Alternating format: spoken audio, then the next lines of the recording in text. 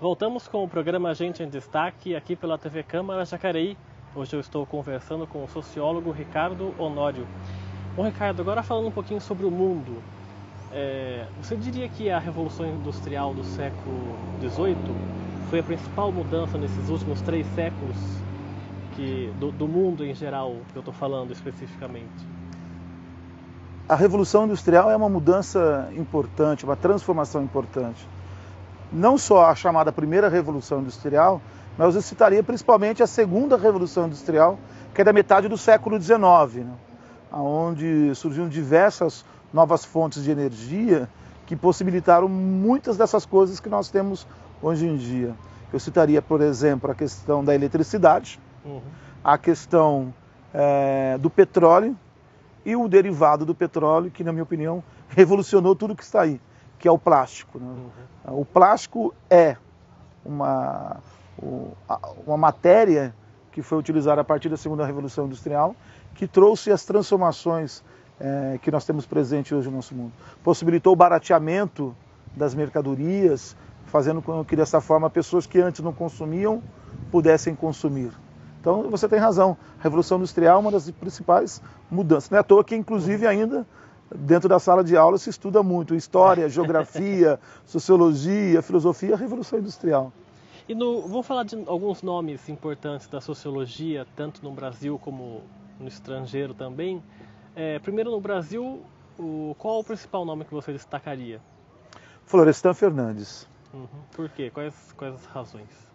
O Florestan Fernandes porque ele foi capaz de trazer a leitura da sociologia para a nossa realidade, né? De uma forma progressista, questionadora, crítica, e propondo, principalmente a partir das suas investigações, uma mudança radical de um modelo que sempre foi, de um modelo de sociedade que sempre esteve na mão de um pequeno grupo, né, para uma realidade que pudesse fazer com que a sociedade brasileira caminhasse para a democracia, caminhasse por uma igualdade em que as pessoas pudessem ter oportunidades que antes não tinham. Então, por isso que eu gosto muito de Florestan Fernandes. Gilberto Freire também, na sua opinião, foi um grande... Gilberto Freire também é um importante, contribuiu muito para a interpretação da sociedade brasileira. Ele foi capaz de ler essa condição da miscigenação brasileira, em que muitos autores negam discutir, muitos de nós também não gostamos de discutir um pouco dessa questão da miscigenação no Brasil. Temos uma vertente muito forte da Europa na nossa cultura, né? Então Gilberto Freire teve esse papel fundamental também. Eu queria citar também, hoje eu tenho lido muito Paul Singer. Ele tem dado uma contribuição importante para interpretar alguns fenômenos que estão acontecendo hoje no Brasil, né? Há alguns fenômenos hoje, por exemplo, em que se discute a questão de uma volta de um conservadorismo muito forte na sociedade brasileira hoje, em que você não percebia isso anteriormente. Hoje existem alguns movimentos de identificação de um conservadorismo que nós chamamos até de perigoso também. E aí, você fala perigoso em que sentido, assim? Porque tudo aquilo que é conservador não permite a mudança, né? Não permite um Estado que antes fazia com que as pessoas... Na verdade é o seguinte, um conservadorismo que quer que as coisas continuem como sempre foi. Assusta ainda para alguns grupos sociais do Brasil a ideia de que aqueles que eram pobres, aqueles que eram miseráveis, ascendam-se socialmente. Existe um grupo aí da classe média que não está satisfeito de não ter mais empregada doméstica em casa, porque é ela que vai ter que fazer esse serviço. Porque a partir do momento em que aquele que nunca teve oportunidades começa a ter, ele quer melhorar de vida, ele quer ter melhor um salário, ele quer um salário melhor, quer ter os seus direitos mais respeitados, se organizam, conseguem colocar em discussão no Congresso Nacional uma legislação que garanta à trabalhadora doméstica os mesmos direitos que todos os outros trabalhadores. E de repente aquele que viu o trabalhador doméstico sempre como um serviçal, vê um perigo nessas transformações, nessas mudanças, né? Você tem outros fenômenos acontecendo, por exemplo, nas periferias deste país, nas grandes cidades inclusive, que a violência, né, o desemprego, a miséria foi tão latente em um determinado período da história que alguns grupos foram se aproveitando dessas condições, né? Basta ver no Rio de Janeiro as milícias que se aproveitaram da pobreza do povo. Acabam criando grupos ali específicos, grupos né? específicos, né? E no mundo, quais você destacaria da parte dos sociólogos? Não tem como não falar dos 3 teóricos da sociologia, né? Que é o Émile Durkheim, que é aquele que prepara as bases da sociologia como ciência, né? O Max Weber, né, que tem uma contribuição significativa na sociologia compreensiva, né? E principalmente, né, o Karl Marx. O Karl Marx tem uma contribuição significativa. Hoje, todo aquele que é da área das ciências sociais, todo aquele que quer interpretar a sociedade, precisa naturalmente recorrer a esses 3 principais sociólogos, né? Augusto Comte não? Você o Augusto Comte não colocaria entre os 3 maiores? Não, o Augusto Comte, ele é aquele que é o primeiro pai da sociologia efetivamente, né? Um positivista que começa a discutir a necessidade de uma ciência que possa interpretar a sociedade propriamente dita. Então ele é uma figura importante na sociologia, né, mas não tão quanto esses 3. Né? Porque toda vez que você recorre a interpretar a realidade que está aí, sempre você vai recorrer a Émile Durkheim, Karl Marx e Max Weber. É óbvio que há outros autores muito mais contemporâneos que têm dado a sua contribuição também.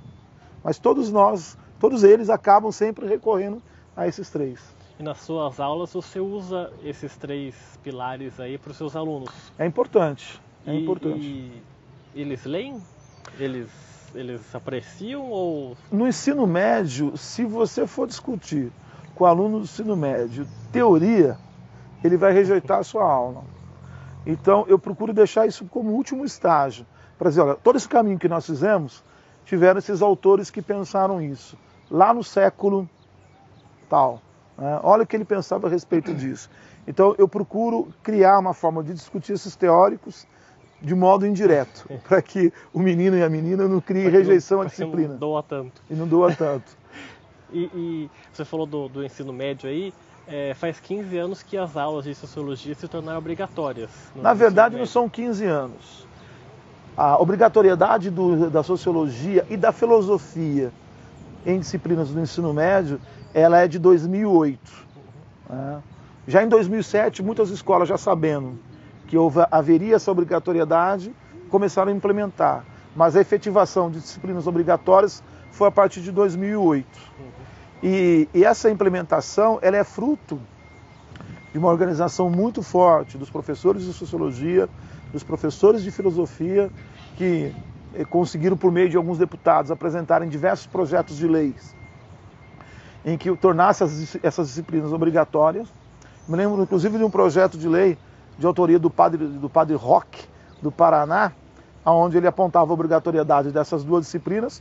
Foi aprovado na Câmara, depois foi aprovado no Senado Federal, e o Fernando Henrique, sociólogo, vetou a obrigatoriedade dessas disciplinas. E aí, no início dos anos 2000, né, nós começamos um novo movimento para, de uma outra forma, tentar conseguir a implementação dessas disciplinas. E o presidente Lula, em 2008, assinou o decreto, né, que obrigava as escolas públicas e particulares do Brasil a terem, no primeiro ano, segundo ano e terceiro ano no ensino médio, filosofia e sociologia. E qual que é o retorno que você tem dos alunos? Esses retornos assim, olha, essa aula abriu minha cabeça, ou sei lá, eu li alguma coisa relacionada a isso e eu mudei minha... Os alunos se manifestam, Rodrigo, de muitas formas, né, de como eles se apropriam das discussões. Há alunos que vêm conversar diretamente com isso. Olha, professor, eu percebi tal coisa. O professor estava assistindo a tal filme, eu consegui ver a sua aula, né? Eu consegui ver aquela discussão. Recentemente nós fizemos uma dinâmica em sala de aula para discutir a estrutura da sociedade brasileira e como ela se organiza. e eu utilizei um jogo chamado Torre de Hanoi. Aí eu misturei aula de matemática com aula com aula de sociologia. Os meninos ficaram espantados. O que é isso, né? Aí voltou sua parte de engenharia. Isso. Aí daqui a pouco, quando nós fomos fazendo a relação do jogo com a sociedade, aí os garotos depois no dia seguinte, professor, olha, eu fui percebendo certas coisas nisso aqui também, dá para utilizar esse jogo dessa forma, né? Dá para perceber o movimento da sociedade desse jeito, como as pessoas pensam. Então os alunos acabam se manifestando de diversas formas. Uma das que mais nós utilizamos para verificar como que eles se apropriam daquilo que é debatido são as avaliações, né? Por aquilo que eles deixam escrito. Um dos recursos que eu muito utilizo também, que eu sei que você gosta, é o cinema. Recentemente eu passei um filme chamado Ônibus 174 com os alunos. E foi uma discussão muito importante, muito legal que nós fizemos. O documentário, né? Não o Parada 174, que é o filme. O documentário do José Padilha, Ônibus 174. E tem diferença entre a sociologia e filosofia? Você diria que há diferenças? Há diferenças. Quais são? Há diferenças cruciais. A principal diferença para mim é a questão de método investigativo. A filosofia, eu não sou um conhecedor da filosofia, né? Mas eu diria que a filosofia tem como base possibilitar reflexões diferenciadas. O pensar, um pensar que seja crítico. Não um pensar que seja descabido de referências, mas é um referencial de pensar. A sociologia, a partir daquilo que a gente procura estranhar do que está na realidade, do que nos incomoda, você vai procurar investigar. Investigar de uma forma concreta, com pesquisa, seja uma pesquisa quantitativa, seja uma pesquisa qualitativa. Já a filosofia usa uma outra abordagem para desenvolver o seu pensamento, né? Para desenvolver as suas bases teóricas. Tá certo. Bom, Ricardo, eu queria agradecer a sua presença aqui no nosso programa. Parabéns pela sua trajetória de vida, essas mudanças de vida aí. Obrigado pela sua entrevista. Muito obrigado, Rodrigo, pelo convite. Foi uma satisfação estar aqui com você e partilhar um pouco daquilo que nós conhecemos, né? Obrigado pela sua entrevista. O programa Gente em Destaque fica por aqui. A gente volta numa próxima oportunidade. Até lá!